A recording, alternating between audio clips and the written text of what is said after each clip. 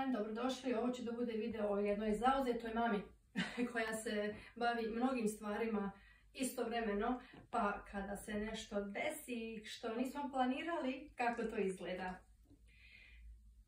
Jučer sam započela da vam snimam kako ću da presadim onu rasadu što sam napravila.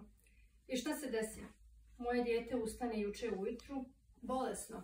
Tako da, bila sam uz njega čitavo vrijeme, nisam ništa mogla da uradim, ali sam se zato bavila drugim stvarima. Dijete, kuća.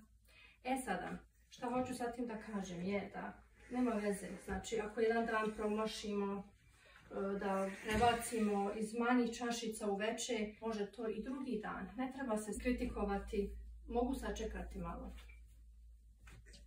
Rasade mogu sačekati dan, dva, to nije strašno. Ali, čim budem krenula da presađujem, ja ću vama to naravno da snimim. Nemojte misliti da sam zaboravila. Sve ću ja vama lijepo da dokumentiram. Čim budem krenula da rasadu vršim, ja ću da sve nasnimim, da vam pokažem. Nigdje to neće pobjeći. Važno je da dijete ozdravi. Dijete je mnogo bolje. Mi to vrlo efikasno i brzo uradimo sa alternativnim načinom liječenja. Ako nekog zanima šta je to, koji je to alternativni način liječenja koji mi upražnjavamo, obratite mi se slobodno. Napišite u komentarima.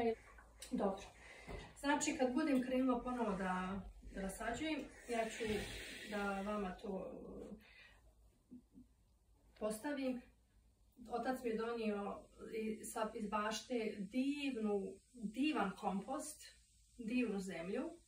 O tome ću vam malo više pričati kad budem presađivala. Kad vidite zemlju, sve je pripremljeno, ja samo trebam sad vrijeme da to uradim. I u suštini za sve ima vrijeme.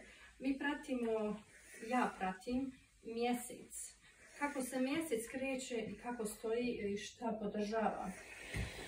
Ali kao što se sada desilo, nešto preče naravno, dijete, onda ja se ne držim mjeseca. Ništa to nije tako strašno, ništa to nije tako, kako da kažem, striktno.